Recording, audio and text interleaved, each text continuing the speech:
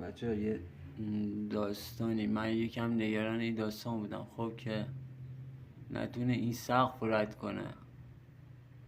خب در اصل این اوردر بلاکه.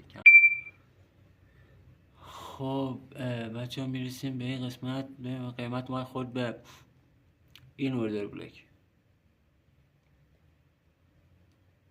اوکی. و بعدش این اوردر بلاک رو داریم. اوکی. و بعد این مقاومت اصلی. خب قیمت این ستا رو توراش داره. خب الان اجرای ما آربار 2 اگه اشتباه نکنم. خب بذار ببینم، تقریبا آربار 2.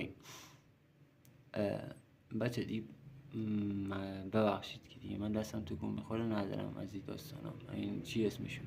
اینا ندارم بگیرم. بعد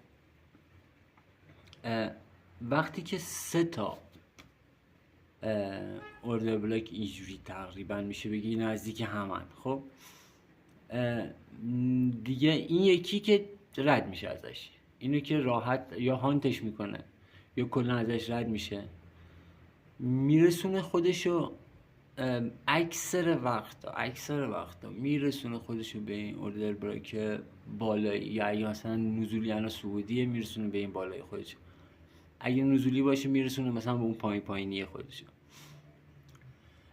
پس یادتون باشه اگه مثلا 3 تا اوردر بلاکی چنینی دیدین، روی اینا زیاد حساب باز نکنید. مثلا رو اون بالاییه بیشتر چی داره، چی بهش میگن، اهمیت داره. آره. بعد دیگه همین داریم میبینیم که داره میره دیگه، میره ببینیم تا کجا میره. هر جا رفت باش ما هم میریم. بعد بذار ببینم تو کجا رسیده معامله ما الان $143 تو سود اون $17 هیچی، اون یکم سوینگ اتریوم اصلا کارش نداریم. معامله اصلی امروزمون اینه، همیشه شد $132. اگه ببینم از اینجا بخواد ریجکتش کنم به پایین